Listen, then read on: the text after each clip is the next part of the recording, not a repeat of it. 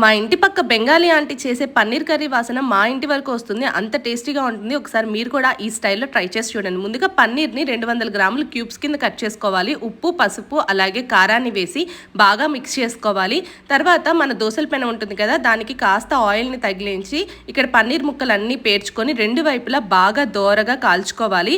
వీటన్నిటిని కూడా దోరగా కాల్చుకున్న తర్వాత పక్కన పెట్టేసుకొని ఒక కడాయిని తీసి ఆయిల్ని వేసుకొని జీడిపప్పు, యాలకులు 1, చెక్క, లవంగాలు, మిరియాలు వేసి బాగా వేపుకోవాలి.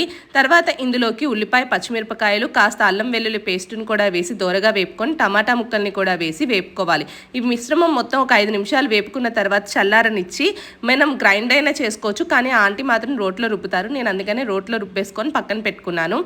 మళ్ళీ అదే కడాయిలో కాస్త ఆయిల్ని వేసి ఆకు, చెక్క, లవంగా, బిర్యానీ పువ్వు ఉంటుంది కదా, వాటన్నిటిని కూడా వేసి వేయించుకున్న తర్వాత మనం రుబ్బి పెట్టుకున్న పేస్ట్ని కూడా వేసి ఉప్పు, పసుపు, కారాన్ని వేసి కాస్త గరం మసాలాని అలాగే పచ్చి సోంపు ఉంటుంది కదా, దాన్ని కూడా వేసి మనం రుబ్బి పెట్టుకున్న దాంట్లో కాసిన నీళ్ళు పోసి ఆ నీళ్ళను కూడా వేసి దీన్ని బాగా కలుపుకోవాలి.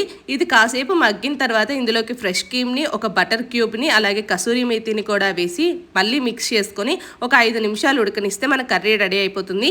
ఫ్రెష్ క్రీమ్తో సర్వ్ చేస్తే కర్రీ రెడీ అయిపోతుంది. ఆంటీకి చాలా థ్యాంక్స్.